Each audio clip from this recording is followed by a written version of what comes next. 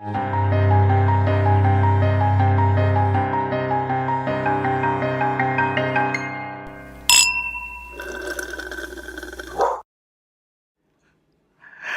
morning, my little early bird. Here's the thing. Every time we record, if you go back and listen to all of the times we record, we both start talking at the same time. I wanted to reserve my spot and make sure that I said something before you even got the shot, Christine. Okay, well, you did your job. Thank you so much. That was everything I needed. What's going on this crisp 9:30 a.m.? I want to go back to bed because it's my one day where Blaze gets to wake up with a baby, and I was like, oh yeah, I get to sleep in, but I'm still tired. Usually it's a 6:30 wake up. How are you? I am shockingly more awake than you are, I guess. I don't know. You got your little sleepy eyes. I also have sleepy eyes, but I'm further away from the camera. Mothman. Got my Mothman mug from M. Schultz themselves. I'm sorry, you mean Cletus Hems? I mean Cletus Hems, man of the hour. Yeah, I'll take that. Absolutely. Man of this ungodly hour. It is an ungodly hour. I'm pretending like I'm awake right now, but... Yeah, wow, you're trying to, like, override my... Yes, 100%. I woke up at 9:20, and we record at 9:30, and I somehow managed to put on, like, I brushed my hair, make a coffee. I don't know how I did it, but I did it, and I'm here. I'm proud of you. Thank you. And you've got your little classy, trashy headband. And, Christine, you're wearing that zip-up you love so much. I love my little zip-up. You know, I had a dream that I wore it, and then I realized that I was also wearing pants. This is really weird that I dreamt about my hoodie, but... wow, you really love that hoodie. I really love that. Wow, okay.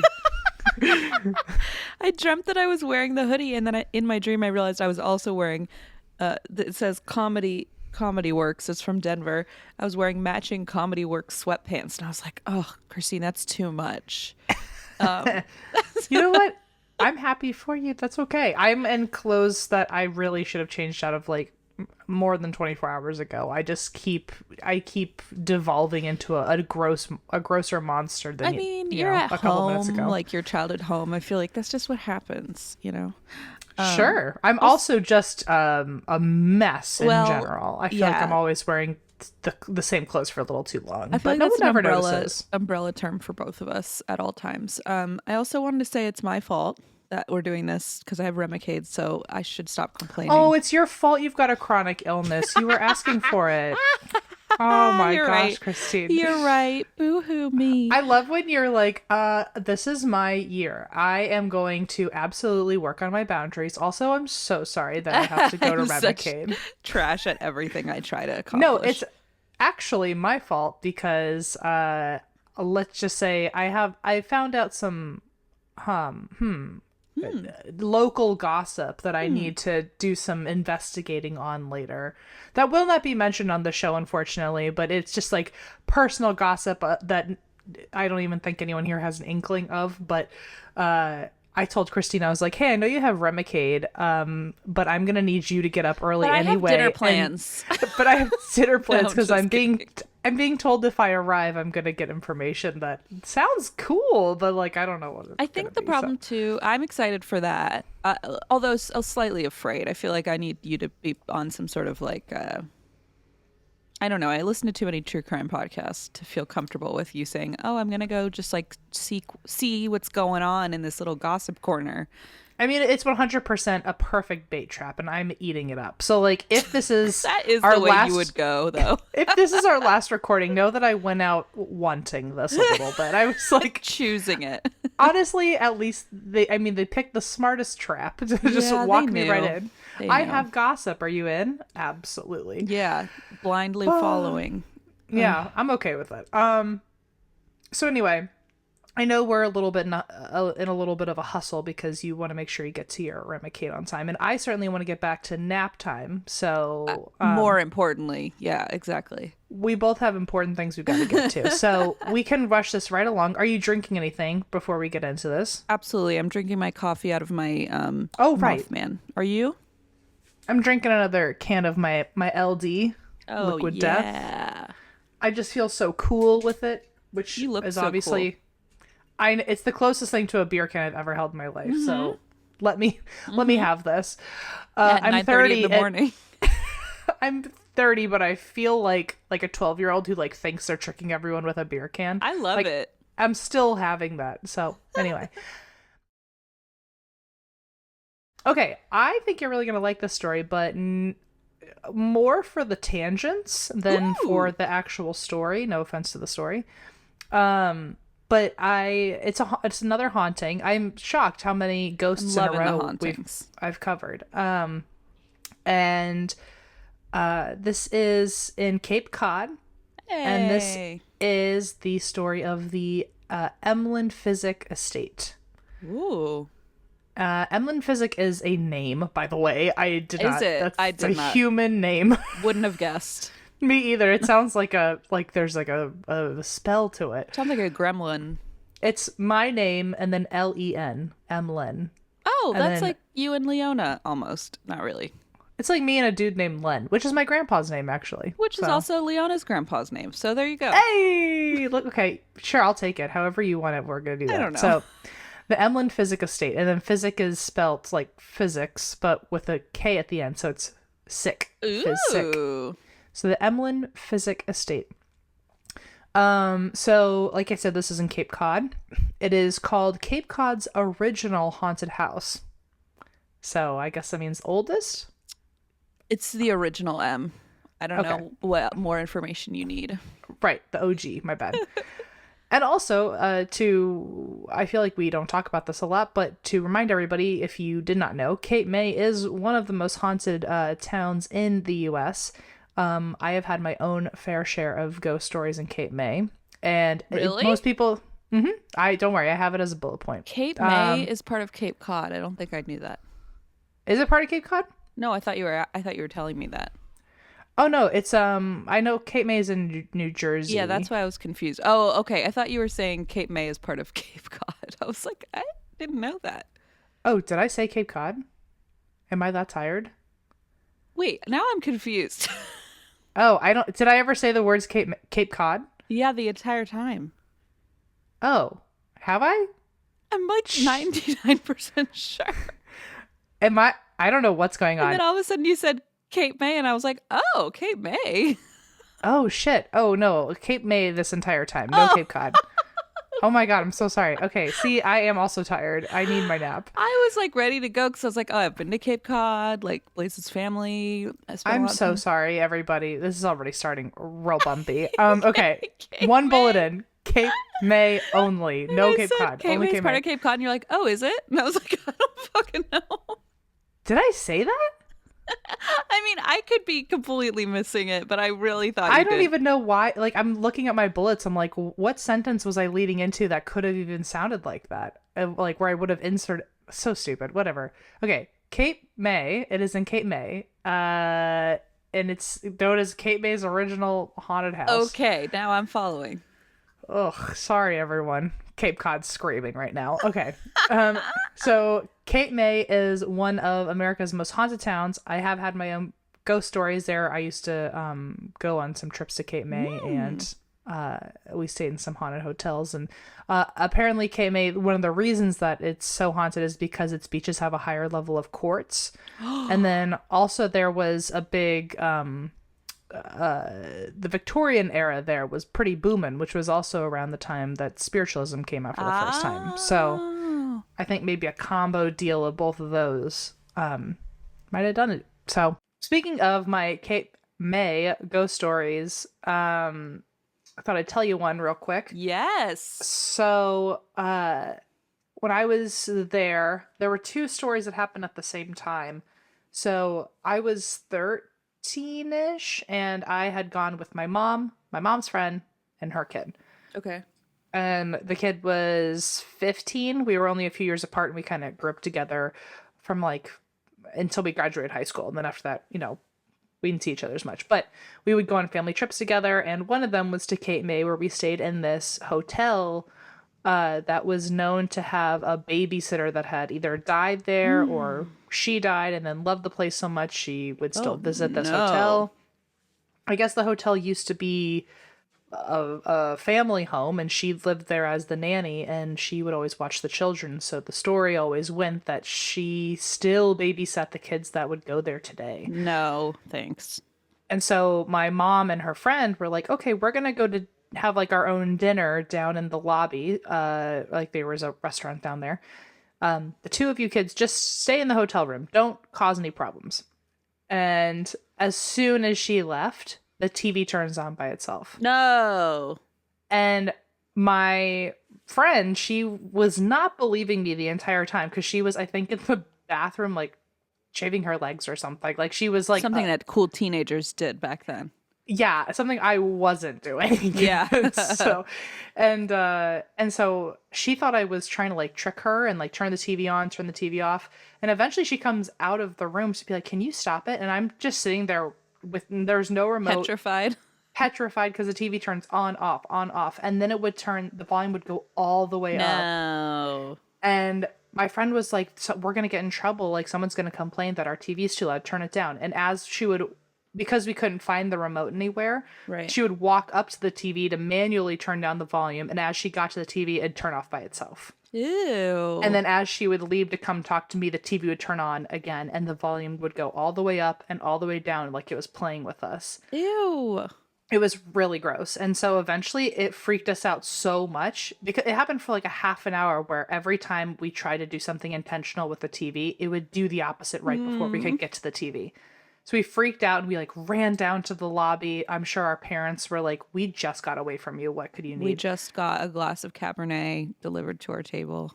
Exactly. And we were just freaking out, being like, "There's something in our room. We just know there's something in our room." And when they went back up for us to show them what had been going on, just to gaslight us into looking super crazy, when our moms walked in, the remote was sitting in the center of the room on the floor. No. On that same trip, there was I saw a woman dressed in purple who knocked over some stuff on a bookshelf, and my mom thought it had been me. And the storekeeper came over and was like, "Oh, do you need help cleaning this stuff up?" And my mom was looking at me like I had thrown things on the floor to like cause a problem. And I was like, "No, that was like the woman dressed in all this purple." And apparently the woman in purple is like a thing at the store. And she has like been known to throw books off the shelves. And I saw her bump into it. Ooh. And the storekeeper was like, "Oh yeah, she's a regular. Don't worry about it." Exactly. Yeah. Anyway, those are my two stories from Kate. Those are good. Thank you. I've never heard those before. Those are two of my mom's favorites because she was actually there for them. So. And you were causing problems. Yeah, I was just scared the whole time. I think those were the two times I was freaked out because I had seen things that people were telling me didn't happen. Hi, Junie. Junie is driving me up the wall. He was just eating my zipper. Just chewing, like chomping on the metal of my zipper. Like, what are you doing? Ugh, what a great... Cats are reckless. So anyway, this Cape May house, the Emlen Physick Estate. In 1879, it was built for Dr. Emlen Physick Jr., and he was 21 years old at the time. And he moved in with his widowed mom, which is what every source called her. Okay. Couldn't just be a mom. Widowed mom, her name was Frances Ralston. And he also moved in with his, as all the sources put it, maiden aunt. Never married. And her name was Emily Parmentier. By the way, I had never heard the name Emlen before, so I did look it up, and it means eager or industrious, in case anyone cared. Nice. Apparently there was family drama. One source, I wish I wrote down this source in particular to give it a shout out, but this felt like if you in the middle of the night, like you just unraveled a thread by accident and went down a rabbit hole, because there was one website that I had found about the Emlen family. And it had nothing to do with the history of the house. It was just someone had discovered like the family tree and saw all the drama in it and just like did a blog on that. It was like, it said, but she's a widowed mother. But did you know she wasn't actually married at all to Emlen's father? She was married to someone else, and then he Dun, died. dun, dun. I mean, It it was is all this questionable drama. why they keep insisting she's a widow. It's like, okay, Uh-huh. but like, what are you trying to prove? You know? Yeah, it's like, why are we focusing on this so we like sleight of Yeah. hand don't notice the rest of it? And Mm-hmm. so anyway, I really appreciated whoever that blogger was, because she clearly went into this with a different plan and then Love ran with it. whatever she found. Um and so yes, there was some family drama, plus in many versions of the family's history, another aunt is apparently lived in the house with them. It wasn't just the one maiden aunt, there were two maiden aunts. Oh my gosh. So her name was Isabel or Isabella, and she was left out of a lot of the history because she was, quote, sickly. Oh dear. She had epilepsy, which I'm shocked that it's just wild that there was a time where that was enough to be ashamed of a person. Like Yeah. they were looking for anything, weren't they? Oh yeah. So I guess Isabella, she had epilepsy to a point where she was wheelchair bound, which I don't Oh. know if that was just like an 1800s way of settling that, or if maybe her epilepsy was really bad and she Mm-hmm. couldn't, be left alone standing for too long. I don't know. But we do know that during social activities in the house, she was hidden upstairs away from No. everybody because it was embarrassing that she That was is so sick. fucked. So fucked. So you're already setting up a lot of negative energy in the house. Yeah.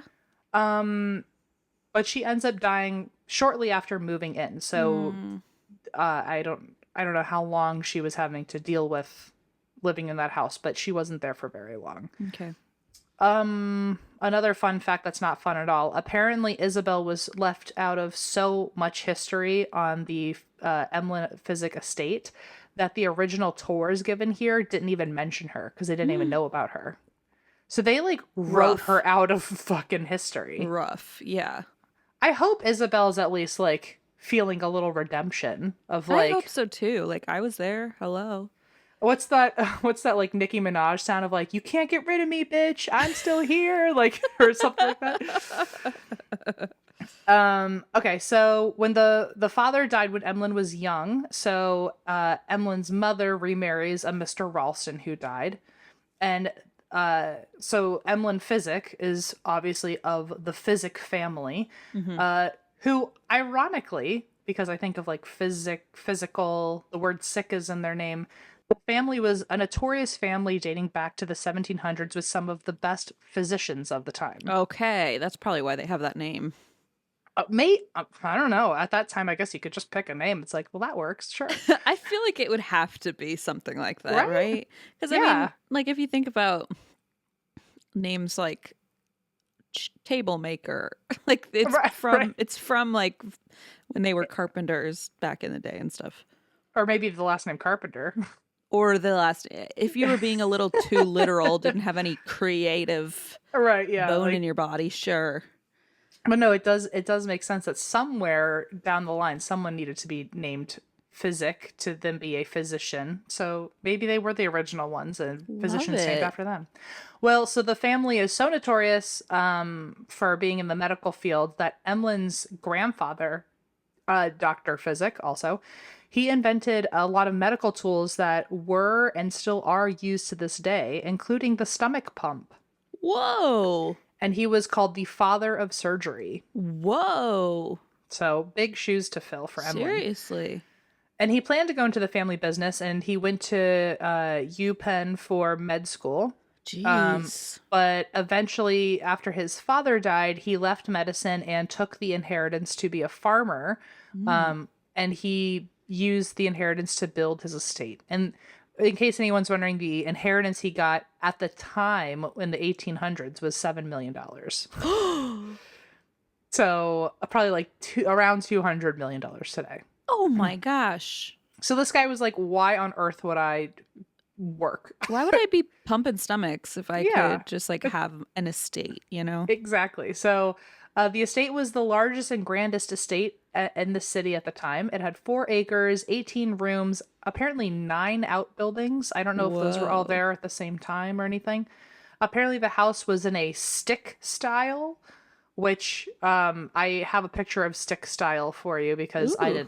I didn't know how to describe it on my own. So I'm gonna send it to you on text. Okay. It feels a little like Oh, a Dutch. Is that the right word? I don't I know. I It's think it all those looks lines. quite German to me, almost like very Bavarian. Like what's the right word? Oh my gosh, I'm gonna show it to people on here if you're watching the YouTube. Yeah, it's wow. Words aren't working today, but yeah, it has a lot of lines, like sticks. Yeah, I think that's why it's called stick style, Yeah, it right? makes sense. It, so anyway, I just wanted to show you a picture of it. But yeah, so stick style, and I guess it really is because it looks like there's a bunch of sticks on your house. I don't know. It looks like Um, good. It's not like, oh, we just glued a bunch of branches to the house. If you're just it's listening and don't know what we're talking about, it's fine, fine stickery, but I fine. don't Oh, it's fine stickery. Exactly. the finest. And the estate was designed by an architect named Frank Furness. I wonder if he created the furnace or if his grandpa did, based on names. And he is said to be one of Frank Lloyd Wright's inspirations. Whoa. So, big deal. And very few buildings are left in the US that were designed by him. Some of the other ones are the Pennsylvania Academy of Fine Arts, UPenn's Fisher Fine Arts Library, and the 6th Pennsylvania Cavalry Monument on the Gettysburg Battlefield. So, Whoa. big deal to be a stick style by Mr. Jeez. Furness. Uh, so, if Sounds like only a I could be. weird children's book. Okay, so in 1915, Emlen's mother dies, and a year later, Emlen dies. I think they both died in the house too. Oh. And having never married himself, he ends up leaving the house to his aunt Emily. And when she dies, she leaves the house to the neighbor because the neighbor took care of her as she was passing away and Aw. getting older. Um, so the neighbor now has the house, and in 1946 sells it to a power couple, which is two doctors, Dr. Harry and Dr. Marion Newcomer. Here's the thing, though. So Marion dies only 3 years later, and Harry's still Oh. living in the house by himself. And he remarries. He marries his assistant, and eventually they had to leave the home because his new wife was so fed up with the ghosts and couldn't take it. Whoa. She was like, "This is too much for me." And I guess Harry had also been experiencing a lot of crazy sounds and activity there, but over time just got used to it or Wow. stopped looking around to see what was causing it.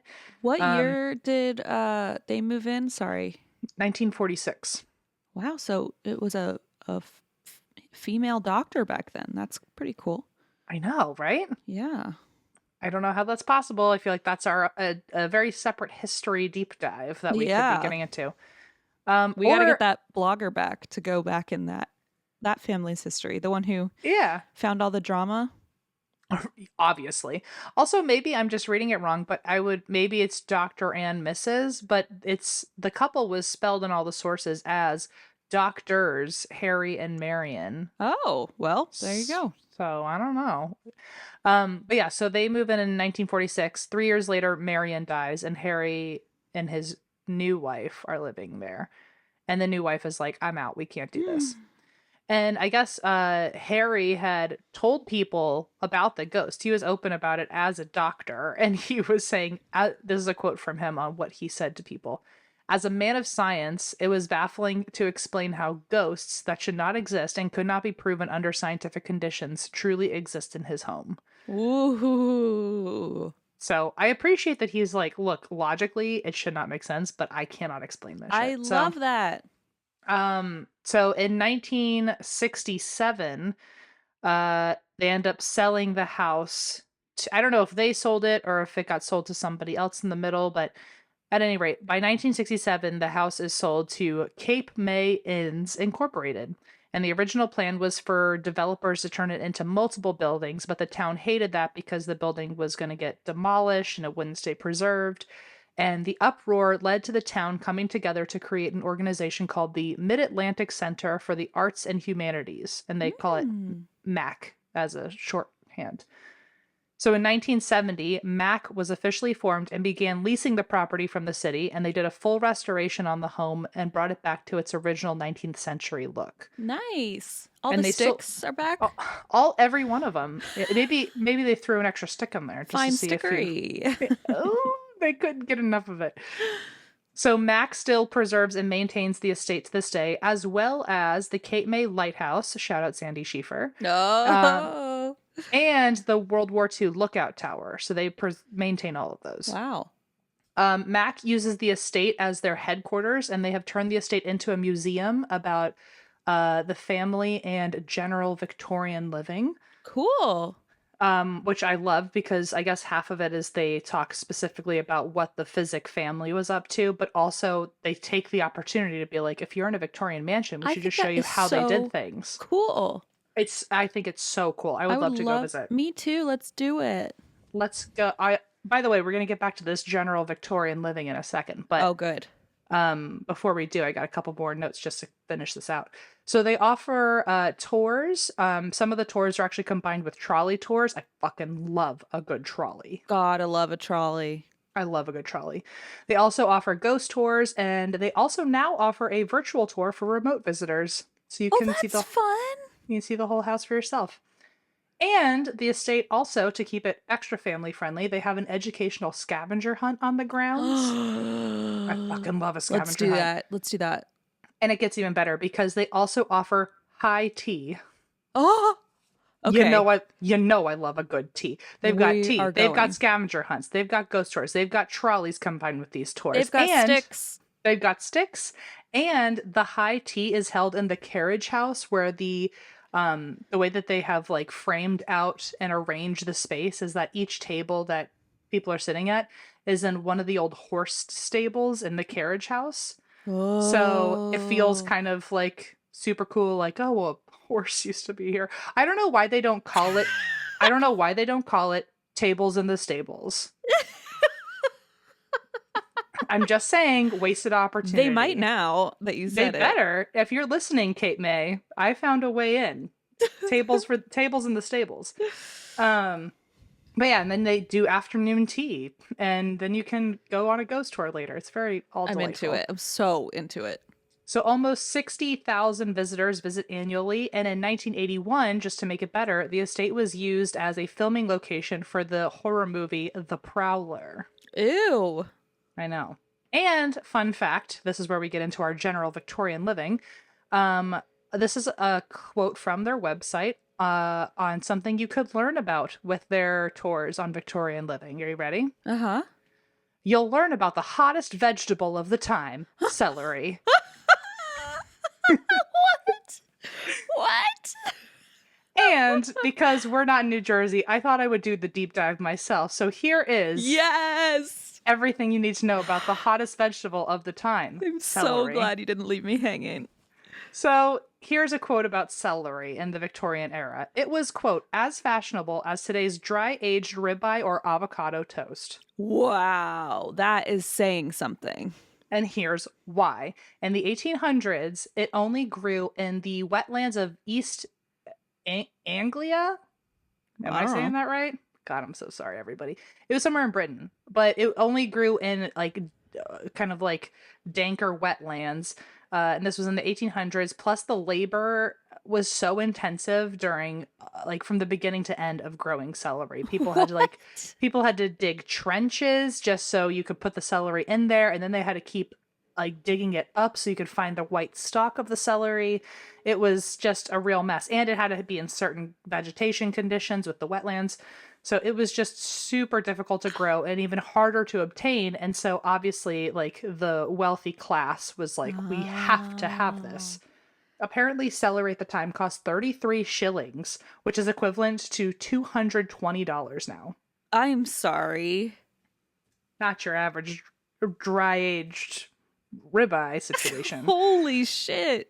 It became such a hot commodity that even they had to come up with a punishment for thieves trying to steal celery out of these trenches. And apparently the punishment was 2 months of jail time if you stole enough celery. Oh my God. And because it was so hard to grow, this is where it gets extra silly, or should I say silly, silly celery? Because here's the thing. The upper class, once they finally were able to have some celery in front of them, they were like, they would feel guilty about even eating it because it was like they wanted to just show it off at a nice dinner of like, look, we have celery. Oh Don't my eat God. it. We have celery. That's all that you need to know about how exquisite and fine and this place What is. the fuck? And so enter celery vases, No. because they wanted to present it on their table more than they wanted to eat it, because they wanted to show the how elaborate and how exquisite and expensive this meal was. Celery vases were there. I have a picture of a celery vase for you. Oh, what my goodness. It literally just looks like a very nice vase. Vase, I suppose, if it's that nice. And the idea was, since you didn't want to eat your celery, you just wanted to display it for people in the center of your dining room table, you'd put the celery upright in these vases and it would look like a bouquet of celery in this vase. Fuck? And so it was mainly to see, not to eat. I assume at some point after everyone left, at least you ate it. Otherwise, you bought it for like $300 to watch it rot. I mean, the thing with celery though is like, it's fine, but it's not like it tastes like a delicacy, right? Like right. It's not like that special to eat. I feel like it's I don't know just what to so tell you. humans are so stupid. We're like, oh, it's hard to find this random ass vegetable. Yeah, and also I'll pay $300 to stick it in a vase, and so now it's super important. I mean, they would probably freak out about ants in a log if they knew. they'd lose their goddamn mind. What do you mean you're smearing peanut butter in that thing? Peanut butter. I'm You're giving making it to 3-year-olds. Oh my literally, God. you're making it look like bugs are on it. A What is wrong with mockery. you? A mockery. A sham, a full sham. Oh, it's so crazy. I mean, wow, that's next level. So eventually, I guess there were farmers in Kalamazoo, Michigan. And these farmers had come from an area or they immigrated from an area that had a bunch of wetlands. So they knew how to handle that kind of vegetation. Oh, hell yeah. So then they moved to Kalamazoo, and I guess they were able to find some wetlands there and started growing some celery. And they were able to, by the way, this is apparently, unbeknownst to me until this exact moment, this is why Kalamazoo has been nicknamed the Celery City. Shut up. Because they saved us from the priciness of a celery stalk. Oh, it's so sad for all those celery vase makers, though, who were like, I got my industry set. I make celery vases. And then all of a sudden it was like, no, we don't put those on display anymore. You are onto something, Christine, because when this happened, the price dropped incredibly, and celery became a common man's food. Wow. How stupid must you have felt if like you had just bought $300 worth of celery and then everyone was like, oh, that's like and it hasn't even gotten $4 shipped now. to you yet. Yeah. Yeah. Oh, that's so sad. Yeah. You just have to wait for it. It's like getting like clothes for a party and then the clothes come after the party. And you're like, what was the point? Man. So now that anyone could have celery more easily, people started eating their celery instead of displaying it because it wasn't that big of a woohoo And to they were show like, somebody. why were we so obsessed with this? It tastes like water. Okay. Yeah. And celery vases didn't make much sense anymore except as fashion pieces on dinner tables. So for a while, people were still showing celery I guess vases. You could have a celery vase and be like, oh, yeah, I used to have a lot of celery before It was the like price dropped. hipster art. Yeah. It was like, I like celery. I had celery before you could have it. Exactly. That's a good point. However, celery vases officially became out of style when a famous chef of the time, he wrote out to, or he like made it I don't know if it was a press release or he wrote it in a cookbook or something, but he said that celery vases had become, quote, exceedingly common. And they were now being, quote, discarded at fashionable tables, and the celery is now laid upon very long and narrow dishes. So Celery vases are out, celery plates are in. So enter celery dishes. Okay, celery vases are out. Celery dishes are in. Did you hear the news? Did you hear it? It would be like, can you imagine TikTok at the time? Like, Oh can you no. imagine, what did I say in the last episode? 60 seconds. Can you 60, imagine, can 60 you seconds. imagine a 60 seconds alert on TikTok about the celery dishes that are in versus out? I think you'd need more than 60 seconds because that is something I would like to learn a lot more about. I also am going to go buy, let's bring celery vases back. So apparently they were created, I think it was like until the 1870s where they weren't super or where they were very popular up until the 1870s. And then they were kind of slower. They weren't made as often, but they were still being made up until the 1910s. I'm going to find some. So if you find one, I would really appreciate if you could find one that was made out of uranium because then it also glows under black light. Yeah, I could make like a very niche TikTok account where I'm like, I'm looking for uranium glass celery vases. TikTok, do your thing. Also, like, if you happen to be someone from the 1800s that's listening right now and you own a uranium celery vase you don't want anymore, you just send it on over to me with your pigeon or something. I don't know. To me. Okay, either one. Here's the thing. So when the chef wrote that out and said, "Toy, no more to these celery vases," Ladies' Home Journal, they wrote an article where they followed it up and they were like, the main man on campus said so. So, here's the thing. We also agreed, Ladies' Home Journal, that gets sent to every woman at this time. Every Susie Homemaker that is the Susie Homemaker has this magazine. And we're telling you, the vases are kaput and celery dishes are in. And when that announcement came out, celery vases dropped like flies. Didn't stand a chance. Oh, I'm so sad for the celery vase makers. Oh, can you imagine? Just on the outs. You also know the celery vase was expensive because at the time, why would you buy one if you couldn't put celery in it? So you had to be rich to even get the vase. So, exactly. It's a crystal number. Mm-hmm.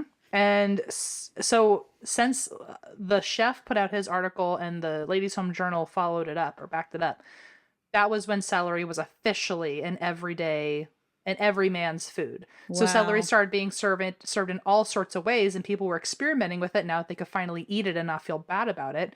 So celery was now getting like all the credit, weirdly. Like it was on every goddamn dish in the early 1900s. So it was being served with every game bird you could think of. It was like a huge thing next to chicken. It was a huge thing next to duck. It was a huge thing. Interesting. It was also, it's a great texture. I get why it would work, like, to add to food. Well, on top of it being often accompanied with game birds, it was also considered a palate cleanser after soups or fish. Right. Okay. And so palate cleanser accompanied with game birds is how it became the side dish to wings. Also, one of the first things that people started messing with celery, of course, was cheese. So people started making celery au gratin, which led to it later being served alongside cheese as like a pre or post dinner snack. And this eventually, with celery and cheese, led to the snack of celery and cream cheese.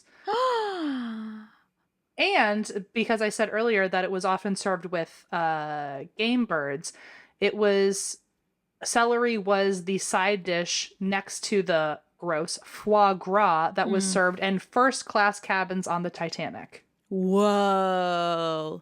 And my last fun fact is even in the 1860s, it was served as part of the salad list as plain celery. That was literally a salad option, plain celery, or dressed celery, which was celery with mayonnaise.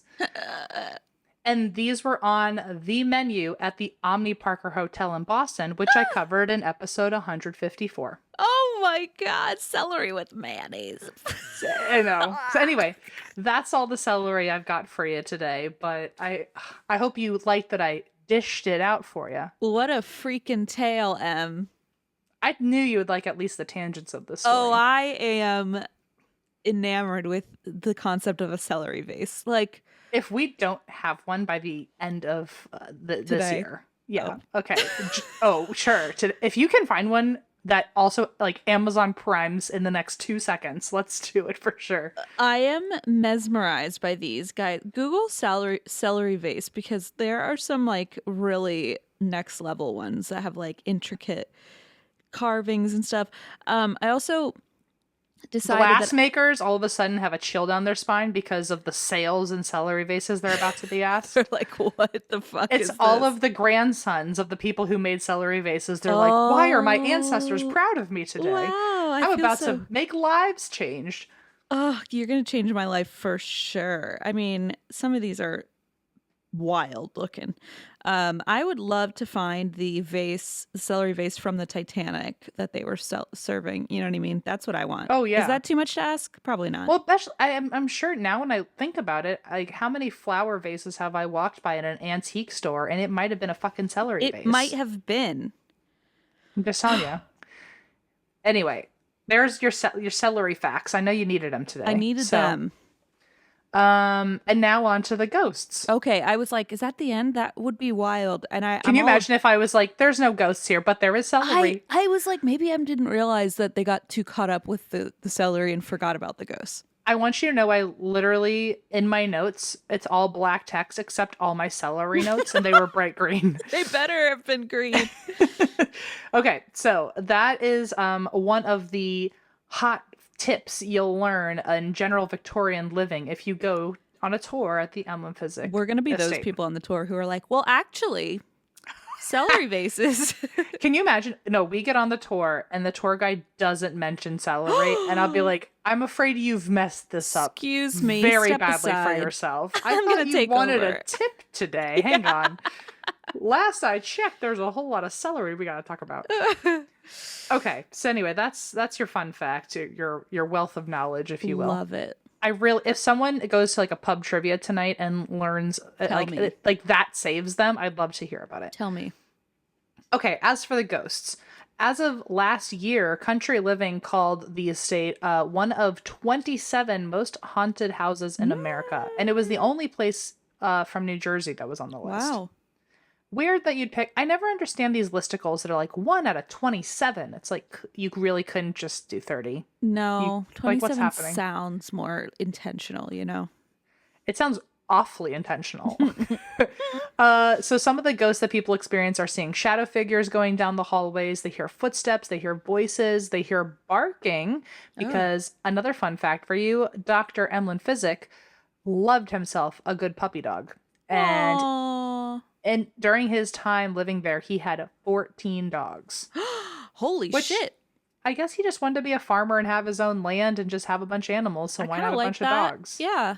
He was also one of the founders of the Society for the Prevention of Cruelty to Animals. Hey, SPCA. We love an activist. So Yeah. he had 14 dogs at the time, and so I guess people still hear them barking away, and they must have had a great time. I imagine if your owner is the founder of cruelty prevention and you get a whole 4-acre estate to run around, you're probably not going to leave that location when you die. I like the sound of it. That's a good point. Yeah. Yeah. It's like, I'm having a goddamn blast. I was the luckiest dog of my time. Yeah.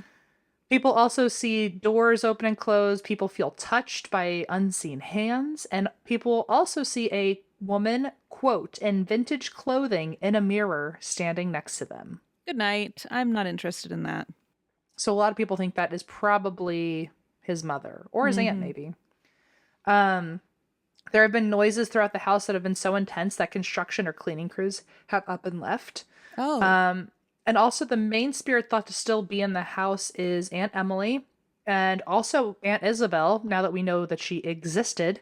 Right. And one medium even picked up on the name Bell long before the discovery of Isabel living or dying there happened. So many think that the sense of sadness people will feel in the house is lingering from Isabel's time here. Aw. I don't know if that's because they think Isabel would be sad based on the conditions she lived in, or if she is just sad because people didn't fucking remember her for so long. Oh, So, okay. That's true too. Yeah. Meanwhile, so that's Aunt Isabel. She's the sadder feeling one. But there's Aunt Emily, where people have said that when you feel her, it's a very intense kindness, but it's also a very intense, like social butterfly, joyous Oh, feeling. One person even described going into Emily's room, quote, like visiting an old friend. that's really lovely. And people know her spirit to feel like a party girl. Okay. Okay. And she, I guess, when they've done ghost tours or investigations, they've been like, "Oh yeah, she would be having a blast here if she were here to do this with us." So, Oh, that's kind of nice.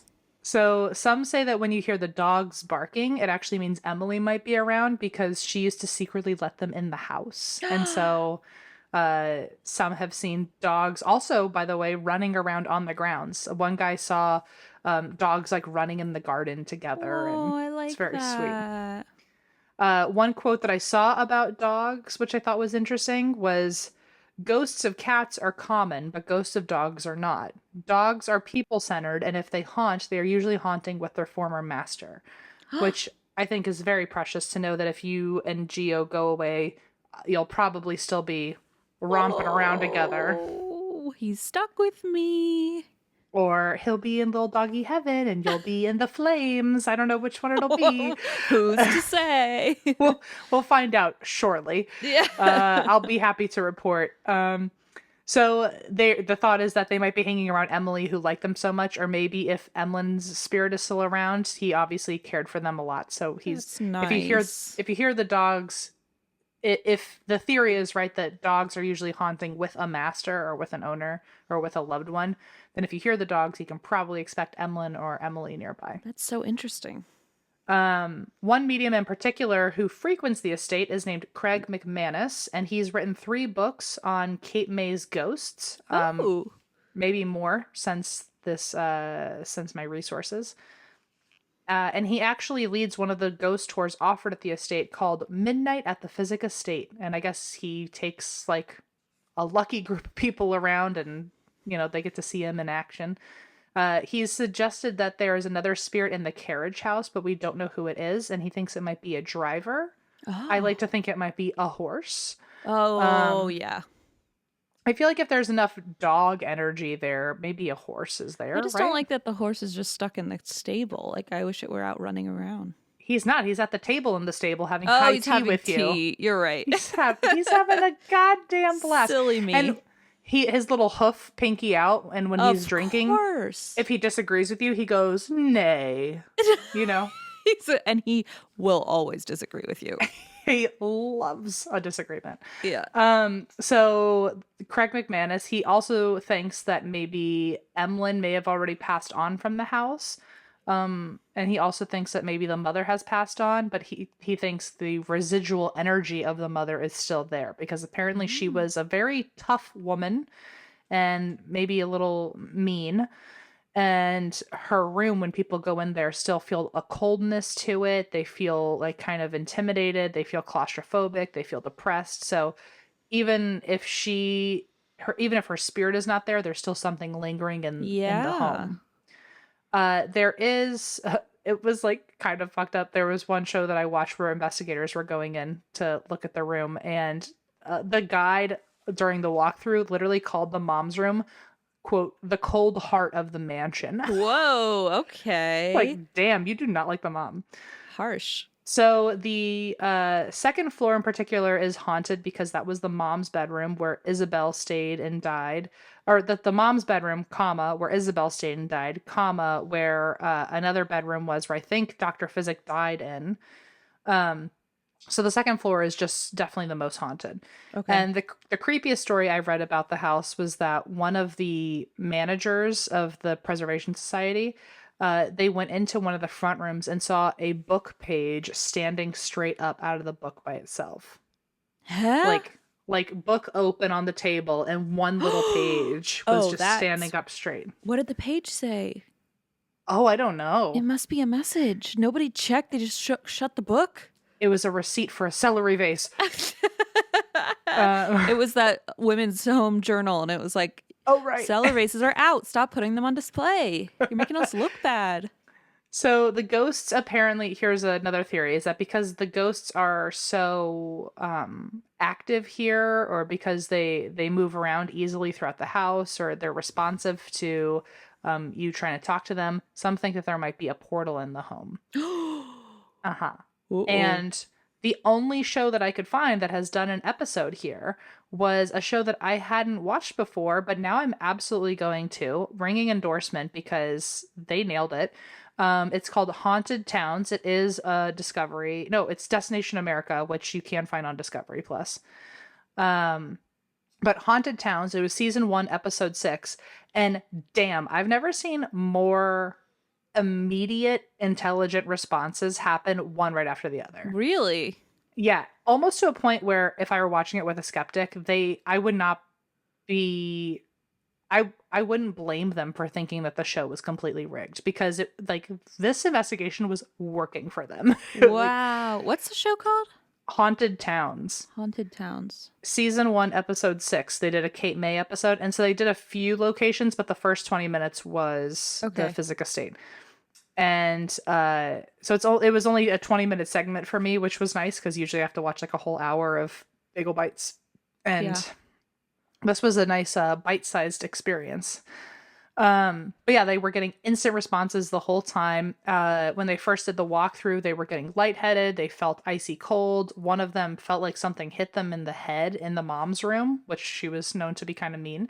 And then at one point, one of them goes to turn the lights off in the mom's room, and you hear a male voice say, "Thank you."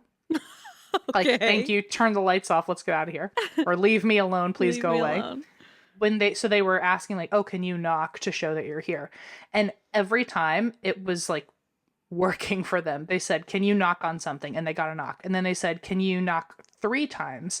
And it took a while. It took like a good like couple minutes, but maybe not even a couple minutes. I would say one whole minute. They got 3 knocks in that 1 minute. Ooh.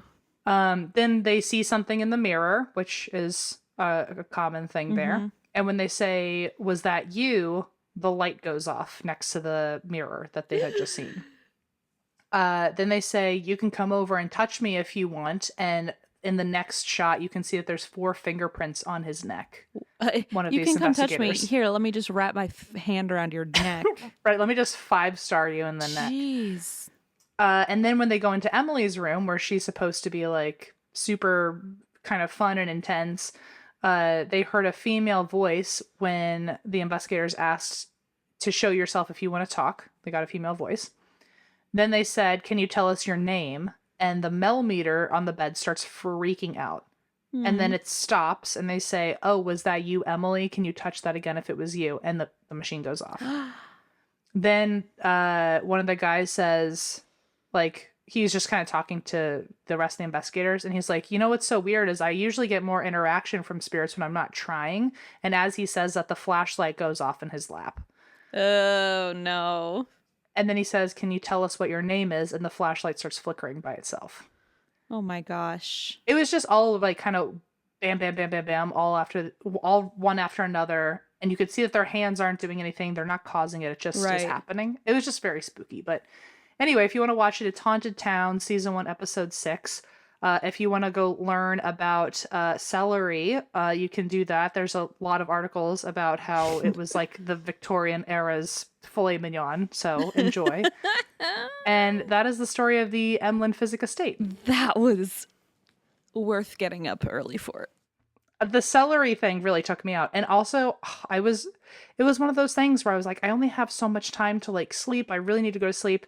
And then I was like, I should see what the celery thing's about. And then I went on another hour-long tangent learning everything about celery. So I just sacrificed even more sleep for that conversation, but it made it so much Honestly, so much better. It was worth it for me. So hey, I'll take it. I'm literally in a room the color of celery. I was thinking that. I'm just saying it was all meant to be.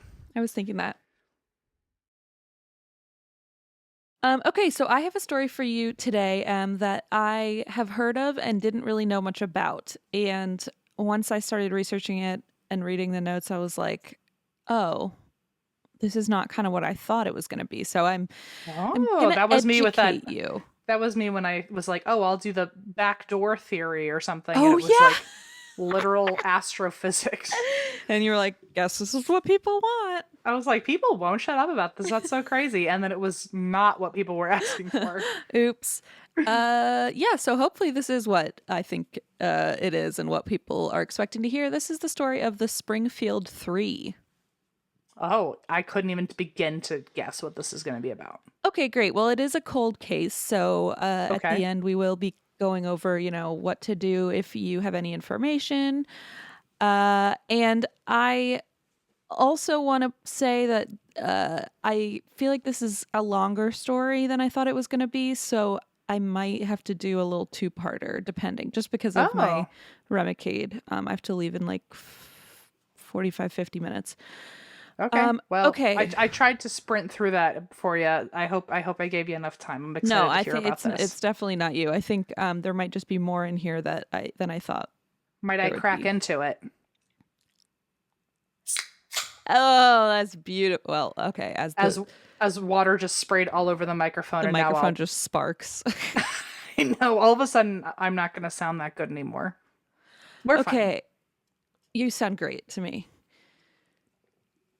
All right, this is the story of the Springfield Three. So the Springfield News Leader, the local newspaper in Springfield, Missouri, where this case took place, published a story in 2002 with the following headline: "They disappeared after graduation parties. A decade later, the case still haunts the Ozarks." Oh, So this is a very haunting story because pretty much it has no closure. It's never been solved, so it's still very troubling for the people who live there, mm-hmm. and obviously the families.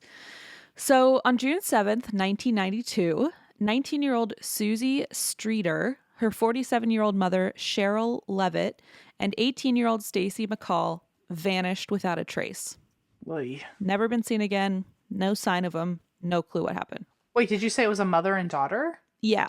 Oy, okay. Yep. 19-year-old Susie Streeter, her 47-year-old mother, Cheryl Levitt, and 18-year-old Stacy McCall. Oy, okay. So Stacy was funny, bubbly. This is the 18-year-old Stacy McCall was described as funny, bubbly, and she would do things, and we called her Spacey Stacy because she would come up with things that would be kind of space cadet things. That's a quote from Stacy's mother. And like to me, the word spacey is kind of like not the nicest, like kind of means scatterbrained or whatever. But I guess Or like airheaded and ditzy and yeah. But I guess they meant it more as like a compliment. Like she was very creative and inventive. like her head was always in the clouds, but in like a because she wasn't on Earth, she was just in a creative She was space in her all own the time. world, maybe. Yeah, exactly. I can get into it. Yeah. I mean, sure. Spacey Stacy also rhymes, so it's good I for think me. that's why I can get into it. I'm like, that certainly helps. So she was just graduating high school and was set to go to Missouri State University in the fall. According to Susie's best friend, his name is, it's Nigel, but it's pronounced like Nigel with a hard G. But his name, Okay. when I first read it, is Nigel Holdberry. And who does that remind you of? Nigel Thornberry. Yeah. Okay, just want to make sure we're on the same page. Next. Next.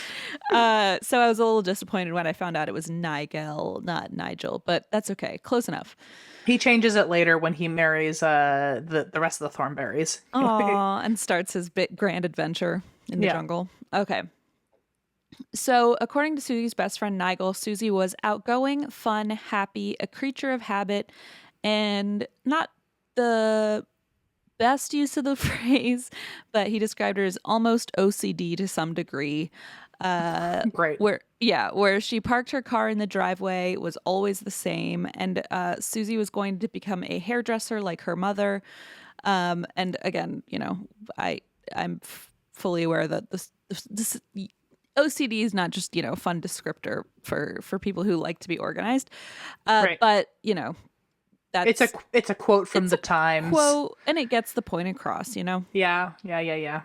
So Cheryl Levitt, Susie's mother, is described by her sister as a pretty fierce lady. She didn't do a lot of half measures in her life. So she didn't half-ass things. She if she was going to do something, she did it 100%. Got it. Stacy and Susie were childhood friends who grew apart after grade school. Susie started to run with a more popular crowd and notably dated a notorious bad boy. Not that that's really relevant ultimately, I don't think, to the case. It kind of puts her in a weird light, I think. I see. But just full disclosure. So Stacy was pretty. She worked as a local model for bridal shops, and she was said to run with the goofy crowd class clown, like class clown types. Sure. Their mutual friend from childhood, Stacy's best friend, Janelle Kirby, was sort of the glue that held the group together. So near graduation, Stacy and Susie rekindled their childhood friendship, and on June 6th, the pair planned to go to several parties together after their graduation ceremony at Kickapoo High School earlier that day. Quite Great a name. Yeah. Great name. After the ceremony, Stacy ate with her family, took photos with her mother, Janice McCall, in the backyard, and then met up with Susie to go party. So the plan was to drive to Branson at the end of the night to stay in a hotel with friends. And then in the morning, they were going to go to Whitewater, which was a water park. So they were all going to stay the night in the hotel and then go to the water park in the morning. Janice, the mother, was worried about late night driving and car accidents, and was relieved when Stacy called around 10:30 and told her plans had changed. She and Susie would stay at a friend's house nearby and drive the hour to Branson in the morning. So they would head to the water park in the morning. Okay. Susie and Stacy planned to end their night of partying at Janelle Kirby's house instead and leave for the water park all together in the morning. But the house was full of Janelle's visiting relatives and there was no room to sleep comfortably. So Susie said, "Hey, Stacy, why don't you come back to my place? I just got this gigantic waterbed as a graduation gift." Oh my gosh. Very much like, you don't have to tell me anything else about the decade for me to know what era we're in. Literally your birth year. Okay, 1992. Like My classic. parents had a waterbed, I think, at that point. I mean, classic stuff. So she'd gotten this waterbed as a graduation gift. At around 2 a.m., both girls left Janelle's for Susie's and would never be seen again. Okay. Earlier that evening, Susie's mother, Cheryl, was on the phone with a friend while painting drawers a little after 11 p.m. After hanging up, she would never be heard from again either. Oy. So in the morning, Janelle and her boyfriend were waiting for Susie and Stacy because they were all supposed to go to the water park together. And Janelle called Susie's house several times but didn't get an answer. And, you know, it was the 90s. If the landline was ringing and nobody was home, you weren't going to get an answer. There was no way to like call a cell phone if somebody didn't have any other phone to speak of. So according to a Crime Watch Daily interview with friends and family of the missing women, Susie's friend Nigel also called that morning to find out when they'd leave for the water park. Also getting no answer, left a message on the machine. Stacy's mother, Janice, was also getting nervous. She expected Stacy to call in the morning before heading over to Branson for the water park. And Stacy was the type of girl to always stay in touch and update her mom on their plans. So Janice called and left a message on the machine as well. She wasn't like super alarmed, but she was just a bit irritated that her daughter hadn't called her and was getting a little bit worried. Around noon, Janelle figured the girls overslept and headed to their house with her boyfriend to be like, let's go wake them up. They're clearly, like, we're supposed to head to the water park. They're not here. Let's go wake them up. They must have overslept. Sure. Fair thought. What? Oh, it's a fair thought. I would think the same thing. Yeah. I mean, it makes sense. They're a bunch of teenagers partying after graduation. Makes sense to me. When they got to her house, all three cars were in the driveway. So there was Susie's, Stacy's, and Cheryl's. Susie's friend Nigel said in an interview that it was weird that Susie's car wasn't parked in its usual place. Right, because she's usually so routine with that. So hashtag OCD. Right. She wondered if someone had already been parked in Susie's spot when the girls arrived in the night. Maybe somebody who could be connected to their disappearance, like maybe somebody's car was already there. Or like it was maybe like a setup and the person moved their cars Put the car in there and didn't know what the usual spot is. Yeah, exactly. The glass globe cover from the front porch light was shattered on the porch. Oh, okay. It's weird to me. Weird. Janelle's boyfriend swept it up with a broom as a courtesy to Cheryl. and because Janelle had driven there barefoot. So Oh, I guess they're going to the water park. So they're like, fair enough. shoes not needed, but I I was don't gonna think say I want to. not even a pair of shoes to get into the Not park. even She was a like, flip-flop I inside. am already 2 steps ahead of you. Two steps naked ahead. bare steps ahead of you. Pair steps ahead of you. So they swept up the glass. Neither of them really would have considered at the time this was a crime scene. So first kind of piece of evidence just swept up, but not really their fault. They didn't know this was a crime scene. They were just trying to do something nice. So sources get a little bit wonky here. So some say Janelle and her boyfriend were the first to arrive and that Janice was elsewhere with family, but one source says Janice was with them. Either way, it's consistent across all sources that the front door was unlocked. So after they kind of swept up a bit, Janelle and her boyfriend went inside. The house was quiet. The TV was left onto a static channel, which freaks me out. Oh, wow, that's bone chilling. Isn't that ominous? Yeah. I don't like And it. like left intentionally, or like the TV had been broken in a struggle and was Oh, I don't staticky? know. It just says it was on a static channel. Well, I hate that. Yeah, it's not good. And there was no sign of any struggle, robbery, etc. Susie's Yorkie Cinnamon was there and seemed anxious and relieved that someone familiar showed up. And so as the day wore on, people started to get a little nervous. Eventually, friends and family all arrived at the Levitt house, including Janice. The house itself seemed quiet and orderly, but things started to kind of fit together in like a weird puzzle piece. So all 3 women's purses were still in the home, and all of them were in Susie's room. Which is weird because Cheryl is Susie's mother. Like, why would Cheryl leave her purse in her daughter's room? It's kind of weird, I think. Yeah. I don't know.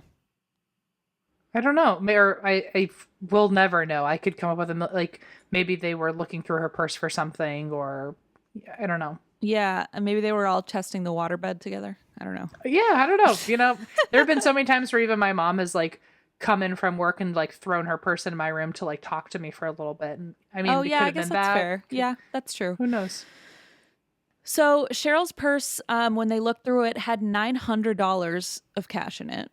Oh, so if someone wanted to rob them, they Yeah. totally could have. Ding, ding, ding. Along with a pack of cigarettes and her lighter. And Cheryl was a chain smoker who was known to never leave her smokes behind if she left. So very weird that she would have left those behind. Yeah, or so open and like not in a safe. The $900. Yeah, the $900. Yeah, just kind of sitting there. In Susie's room, there were either makeup wipes or washcloths with makeup on them, depending on the source, suggesting the girls had gotten home from Janelle's and washed their faces. So, like, you could tell that somebody had washed makeup off their faces that night. Stacy's shorts that she had been wearing the night before were folded neatly in Susie's room. Jewelry and watch were in the pockets and placed on top of her shoes. And Janice insisted Stacy couldn't fit in Susie's clothes, so police think Stacy must have left the house in only a shirt and her underwear because her shorts and shoes were in the room. And if she couldn't fit into her friend's clothes, Right. what clothes would she have been wearing? So Right. another huge red flag, because it's like, even if they did run out somewhere, like, why wasn't she wearing pants? You know, it doesn't make sense. Yeah. Yeah. So unsure of what to do, friends and family began cleaning up the house. Yeah. Oof. They didn't know Yeah. better. They That's didn't okay. know. Exactly. And it's kind of like makes you want to pull your hair out, but like we probably all would have done the same thing. Or, you know, Yeah. you don't know what we would have done, but Or like maybe, I mean, maybe they thought something was suspicious, but maybe they thought like, oh, they must have just ran out to get gas before we go. Or they, like, for all you know, like you're just helping them, you're just tidying up while you're waiting for them to get back home. that's I kind of don't know. exactly what the vibe was. So it's almost like they're just waiting. And what else are you going to do besides sit and wait? Like, you can be useful, make yourself useful, you know, wash some dishes. The eeriness of being able to look back and think like, wow, I was just wandering around a house that only hours before probably had such like sinister energy. Like, Yeah, and evidence that I just swept up and put in the trash. It's like, yeah, oh. that's gotta not be a good feeling. No. So in later interviews, everyone involved explained that they truly thought the women had just gone out without telling anyone and would show up soon. And so they were just kind of like twiddling their thumbs waiting. And they were like, we might as well do them a favor and clean up and, Yeah. I don't know, sweep up and do the dishes, etc. And I guess sort of relevant, like this is before people would have known. I feel like maybe if you're listening to this podcast or other true crime podcasts, maybe your mind would go there more quickly to like something terrible has happened. But this was like before the huge boom in true crime popularity and Yeah. that kind of thing. But the people involved did say that murder and abduction simply didn't haunt the collective consciousness of people that in that time period. Yeah. People weren't just assuming something went terribly wrong. I mean, a lot of places just left the doors unlocked back then still. Also, it was a time period before like internet and cell phone and the culture of instant contact with anyone. Yeah. It was just like, oh, I must have missed them. Like it was just normal to think. You just had to wait. You just have to assume situations and be like, oh, I guess they, maybe their mom insisted they get breakfast before they hang out with us today. Or Exactly. I mean, it was so normal to not be able to get a hold of people. That's exactly what it was. And so people they had no idea that they were, doing anything to ruin a crime scene or ruin evidence. How long did they wait until they started getting worried? Like, did they eventually just say like, well, let's leave a note and go to the amusement park, or did they wait until it got dark? Or So they basically cleaned up the house, destroyed any potential evidence unknowingly. They emptied ashtrays, vacuumed, cleaned dishes, and even made themselves coffee. Damn. So first of all, they waited a long ass time for their friend to get back. Like they basically did a whole spring cleaning of that house. They did. They cleaned the whole house. Janice felt uncomfortable even because that was one of the mothers, because she expected Cheryl to return any moment and ask what everyone was doing in her kitchen. She was like, I felt weird like making coffee in her coffee maker because I thought she'd come home and be like, what the hell are you doing? But they just had nothing better to do than wait. So by the end of the day, the house was pristine. And remember, they were leaving in the morning. But so they came over to wait. They were like, that's weird. They're not here. Let's just wait for them. So basically a whole day goes by. The house is pristine. The entire crime scene is pristine, fully contaminated. Yeah, gonzo. And this is the worst part, like as far as evidence goes. So there was a strange and upsetting, possibly overtly sexual and aggressive voicemail on the answering machine. Someone listened to the machine and didn't save the messages. Are you fucking kidding me? No. That part feels like overkill with the cleaning. It's like, did you write them down somewhere else, or it was like one of those machines where I assume they saw it flashing and thought, oh, maybe they left us a message to let us know where they are. And then they listen through and it doesn't save afterwards. Listen through, doesn't save. You had to like purposefully save a message. Like you get one try at hearing a message and you better write it down. And if you're not recording it onto a tape or whatever, then it's gone. Yeah. So the message was deleted before police ever heard it. You couldn't really trace local calls. So there was really no hope of recovering the message and following that as a lead. And I don't even know what the message said. Like, we don't even know what it was. But it was just described as like upsetting and overtly sexual. You would think after hearing something that disturbing, then you would start looking around and being like, oh. Yeah. I don't know. Maybe not. But I would, at least. But then again, it's a different time. I know, exactly. It's hard to know. And I don't know who listened to the messages. Like, if it was just one of the friends who was like, that's creepy, and like deleted it. Or if it was like a parent. I don't know who listened to it. Maybe, yeah. So throughout the day, Janice hesitated to call 911 because, as she said, quote, that would mean it was an emergency. And she thought the three women would come back any minute. So they just were like, well, it might be overkill to call the police when like we don't even know where they are. But the evening wore on. And so this is sort of answering your question of like, how long did they wait? They literally waited all day. Oh, God. So the evening wore on. Police were finally called.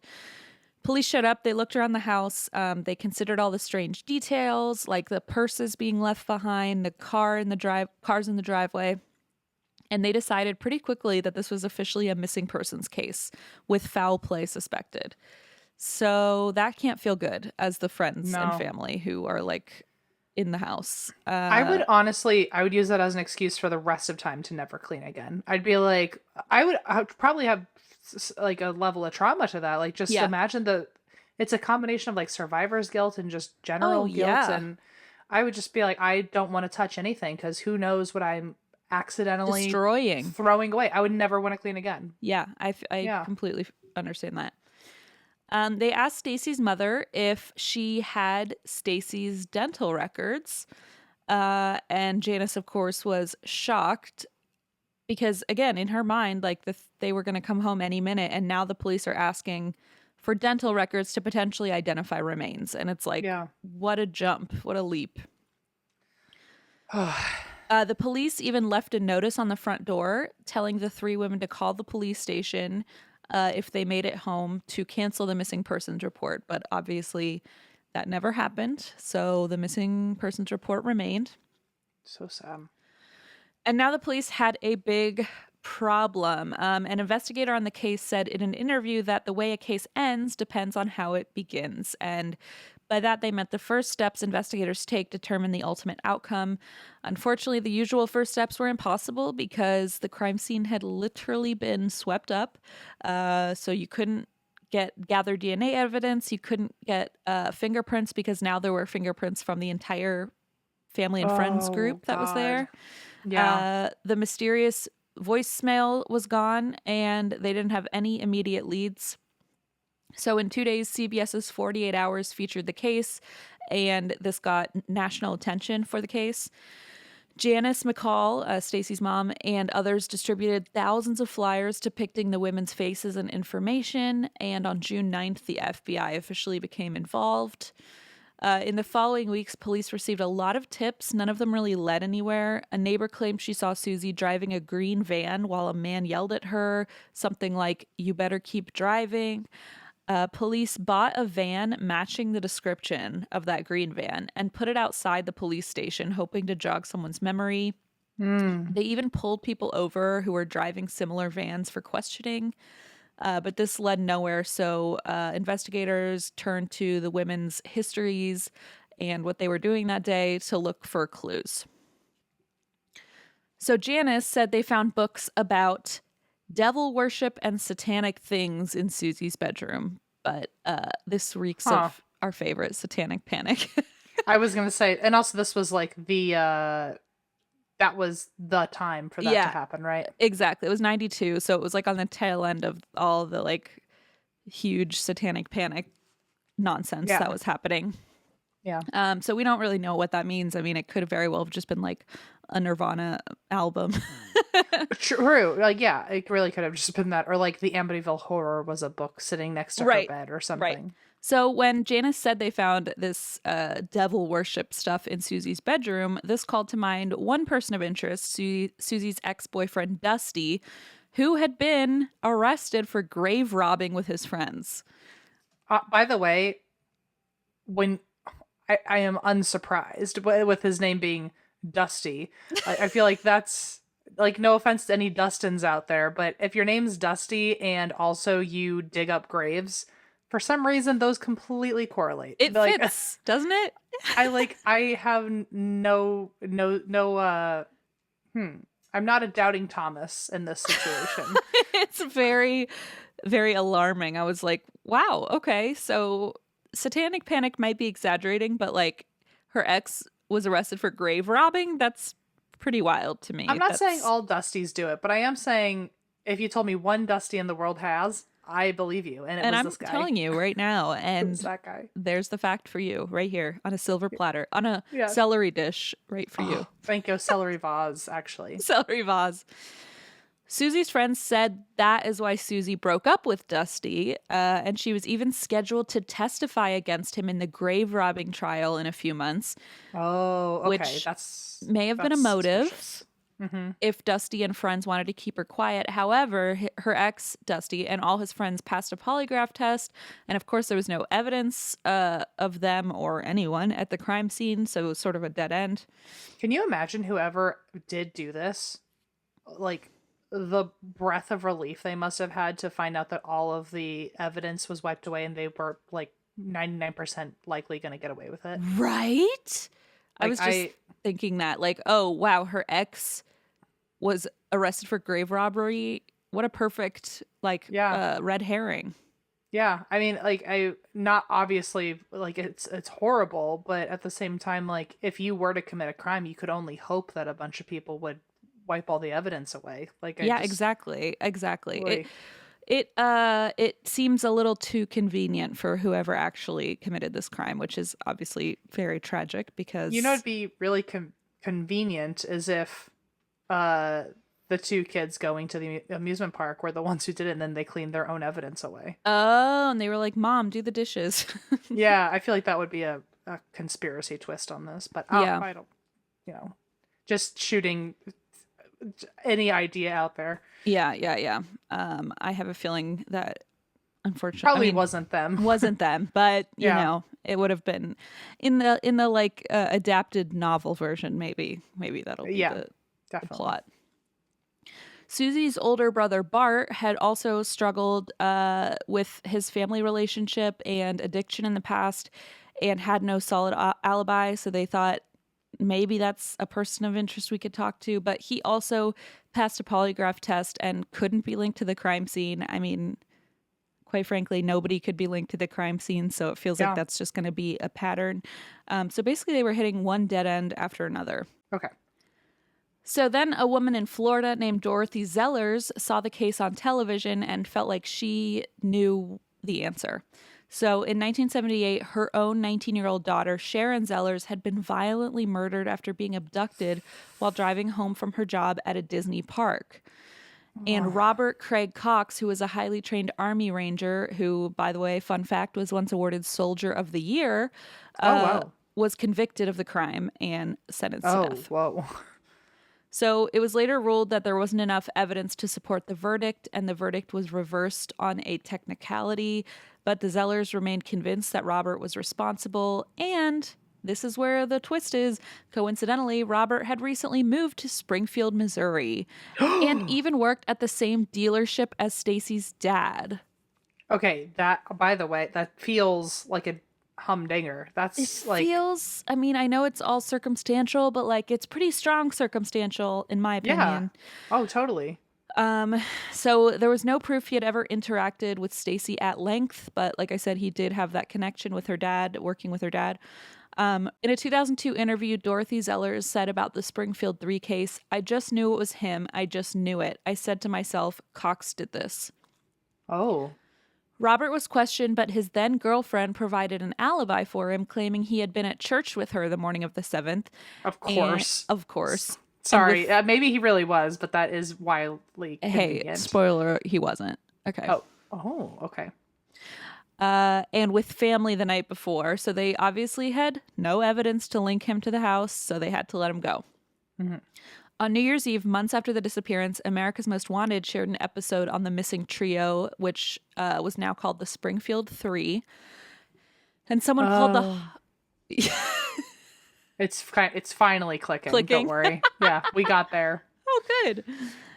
Someone called the hotline with alleged information on the case, and the operator tried to connect him to Springfield detectives, but the call was dropped. They think maybe the caller hung up. There's not really a clear indication what happened, but the call was dropped and the caller never called back.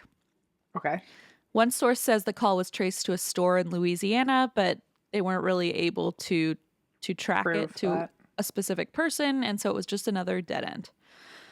So, feeling defeated, Cheryl's sister Deborah Schwartz said that after a long time of hearing about bones being found and new suspects that always led to nothing, she just stopped believing in things or that closure would ever happen.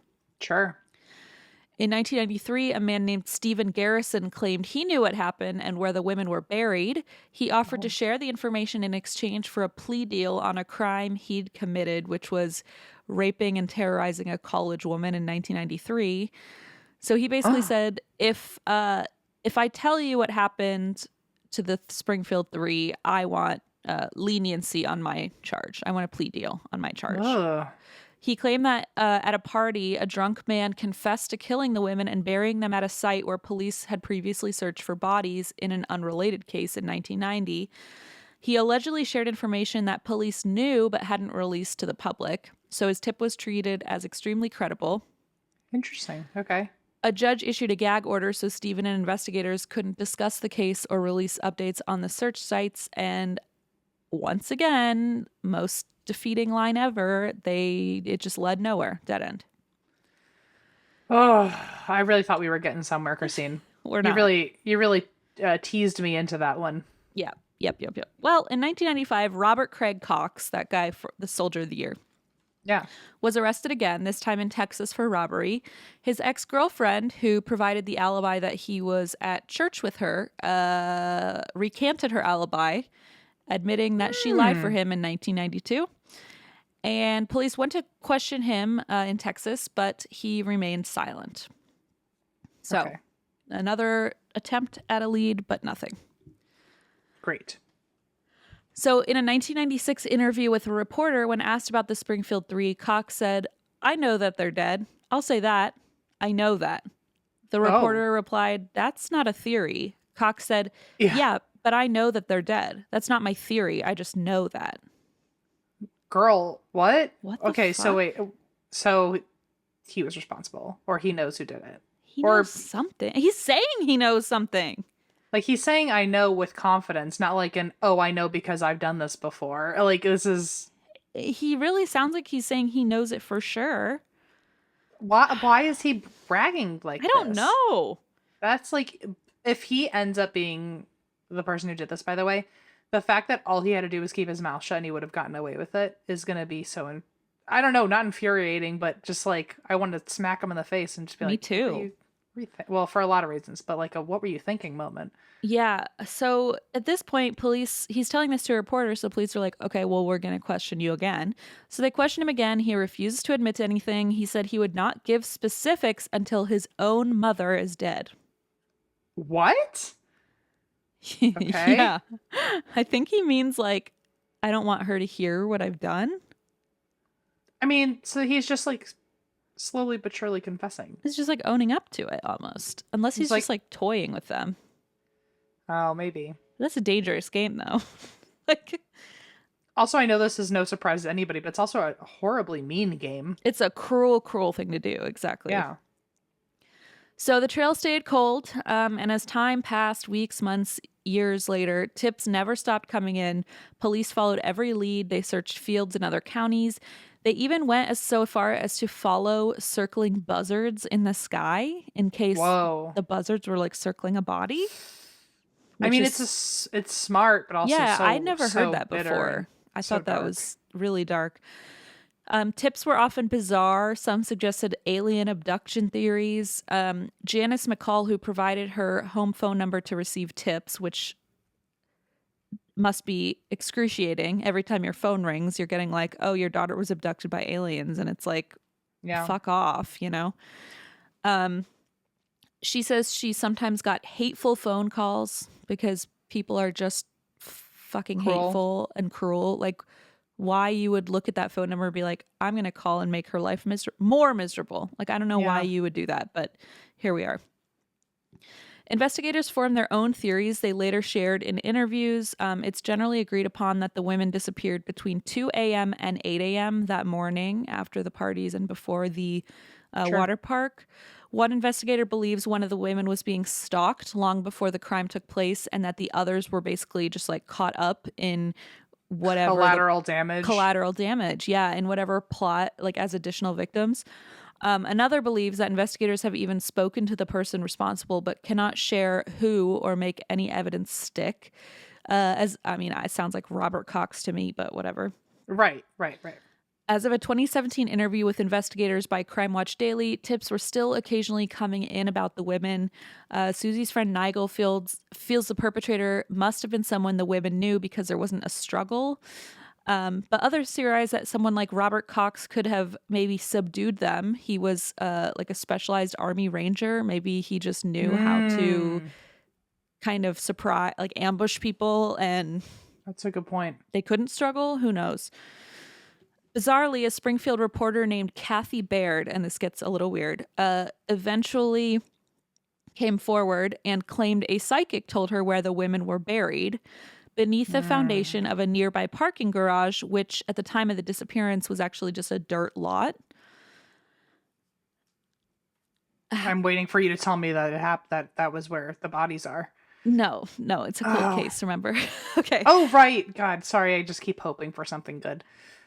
So, however, according to investigators, this tip, like I said, came to her from a psychic, and apparently it's a dog psychic, and that's not a psychic dog. What? Like talks to dogs. Talks to dogs, correct. And did a dog relay the message or something? Yes. So okay. Apparently, the psychic asked Cinnamon, the dog, oh, okay. what happened to its family. Okay. And so now this reporter is like, oh, the dog psychic told me that Cinnamon told her that the bodies are buried under this garage. But how would the dog know that? That's what I was wondering. I was like, how would the dog, would he follow them there? I don't know how the dog would know that. Wouldn't the dog be able to say, well, if the dog can also read clocks, like, oh, at 3:30 a.m., this is what happens. Like, yeah. Or like, oh, they were, like, I just wonder how much animals know. Like, does the dog know to report whether or not she was wearing pants, or if the mom had her purse with her or not? Like, it just seems so wild that if the dog had this kind of information, how would it know that they were where they were buried? Yeah. Wouldn't it just know, like you said, like, wouldn't it just know, oh, well, they were taken by a man at this time? Yeah. Or whatever. I just think it's so wild. Like, how would he know that unless he like was in the car with them to see the garage? Hesitant about this so far. So they tell the police this, and the police are like, sorry, we're not going to demolish an entire building based on this tip. Fair enough. So this reporter, who was like still dead set on this theory from the dog psychic, hired a guy to scan the garage with ground penetrating radar, and he did report 3 images consistent with what he sees while imaging old grave sites. Oh, shit. But the police wouldn't demolish the garage still based on this. And they also explained that the construction on the garage started a year after the disappearance, during which time the construction workers almost definitely would have discovered the bodies while they dug up all that dirt to lay the concrete foundation. But Kathy is still convinced that this is absolutely what happened. So in 2017, Kathy said she believes she knew what happened to the women. They were killed before morning. She said the target wasn't Stacy, and when pressed for details, Kathy started to get cagey, and she claimed that Stacy was collateral damage caught in the crossfire when someone came after Susie or her mother. That was Cheryl. Mm-hmm. She refused to talk about the motive, and when asked by the interviewer and producer, who were getting like really frustrated because she was like dodging all these questions, they asked her why she came to be interviewed if she wouldn't give out any information she claimed to have. She said she was doing the interview because their story needs an ending. That's why. But that she was afraid for her safety, and that random people were approaching her in public, asking her name, and then telling her, quote, "The people I work for make people like you disappear too." So I think Kathy's just gone a little too far into this, and yeah, that's my personal opinion. I don't know that for a fact. I would agree with you, though. It's just like, if you have information, why are you not sharing it? Mm-hmm. Is my thought. It's a good thought. She said, I've been advised to leave this case alone, but she vows she won't. She said to be careful who you trust and, quote, there's a reason this case hasn't been solved. It's just I just feel like frustrated with her because it feels like she claims to have all this information, but then it's just like vague and ominous about it. It's not really doing anything. Which isn't helping anybody, whatever. Yeah. So in 2017, a local bar owner at the Coyote Adobe Bar and Cafe showed that he kept the missing persons flyer from 1992 still up in his front window after decades. He promised Janice McCall in 1993, I'll leave it up till they come back. And there it remains, although it's aged and weathered now. That's so sad, though. It is. Bill Stokes of a local barbershop made a similar promise. He said, I wasn't going to take that down until they solved the case. I was hoping they would solve it. Now I think it will probably just rot off the wall. Oh, yikes. What a specific thing to say. I was thinking that too. I was like, whoa, whoa, whoa, It's whoa, harsh. whoa. It's Yeah. harsh, but I get it, but it's also Yeah, harsh. right. After 5 years, Susie's and Cheryl's family took the steps in court to declare the two women legally dead. Janice McCall does believe they're probably gone, but she says until their remains are found, she has to believe that they're still alive and well. There's a website called the Streeter Family Blog where readers can find case information, persons of interest, television spotlights, interviews, and updates. And that web address is Streeter, like street with ER at the end, family blog with 2 G's, .blogspot.com. One of the most recent posts is from this March, so March 9th, 2022. And that post reads, "Happy birthday, Susie. You are loved and missed." God, that's so sad. I know. The website includes phone numbers to contact with any new tips or leads, along with a reminder that there's a $42,000 reward.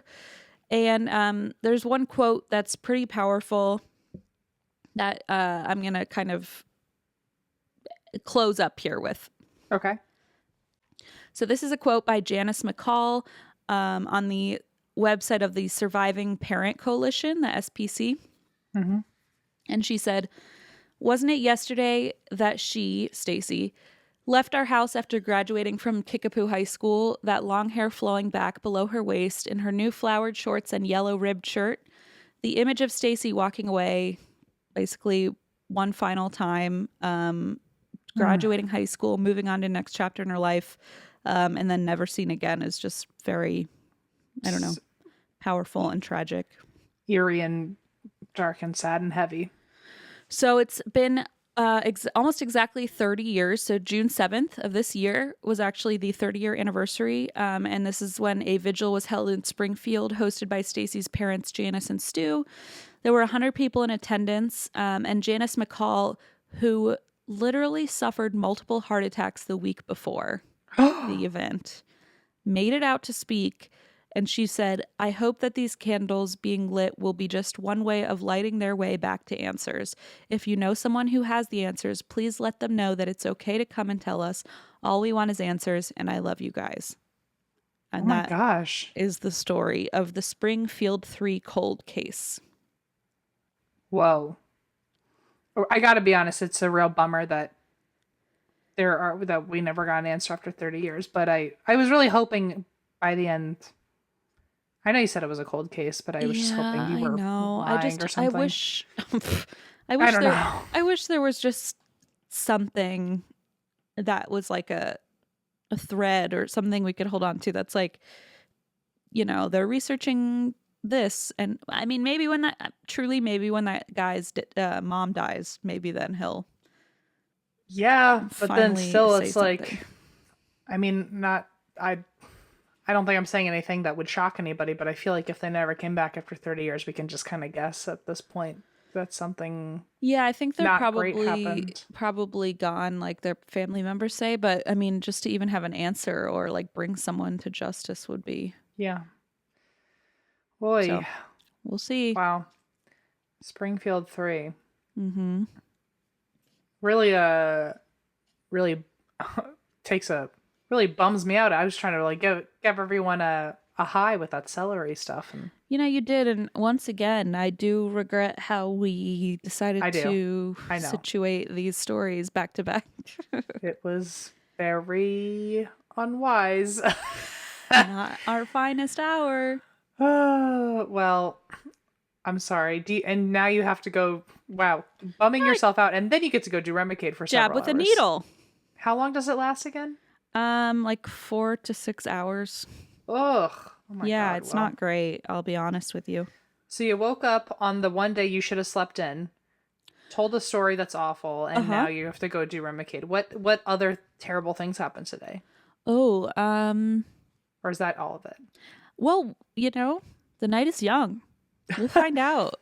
We could get sadder. That's fine. I get home at like 5 p.m. That's wine time. That's wine time. You know what? Everything goes uphill at that point, I think. Until you come back and realize that there's no more wine. Wait. That's how the day gets worse. I am out of wine. That's not a joke. Wow. This is not your day. Go back to bed. I need to go to sleep. I'm tired. Okay, well, I'm sorry. I don't know what to tell you. I hope you have fun getting stabbed in the arm. Thank you so much. I can't wait. I don't know how to end this. Do you? And Bats? why? We Drink.